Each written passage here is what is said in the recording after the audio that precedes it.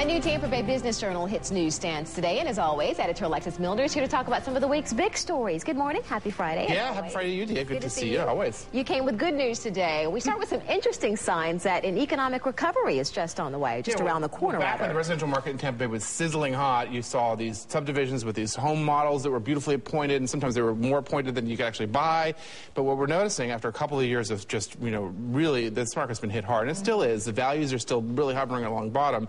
But what we report this week is that model homes, some of the home builders in the most popular areas, Fishhawk up in Seven Oaks, are starting to build some models again, and that's a sign that perhaps by this time next year, the housing market could return to, to some, or show some signs of improvement. The price points of these are smaller, or lower. They're building smaller homes and smaller lots, but still money. It's a start. It's still money, and it's still some investment by these home builders in the market. That's certainly good news. All right, some not so good news. Hotel rates are dropping, and that could have a negative impact here in the Bay Area. Yeah, it's sort of a good and bad news thing, because the latest tourism statistics that we report talk about the fact that occupancy is up from last year. That's a good sign. Folks are coming, but the rates are still low, and that's because of all the discounting pressure and some of the sales efforts and the stuff that went on in a really tough economy. And so tourism is so important to our economy, service vendors, all the things that it supports, and so they're trying to figure out how to get those rates back up. All right, 2 new museum exhibits open today, and both feature a hot topic here in the Bay Area, high-speed rail. Good timing. The Tampa Bay History Center has a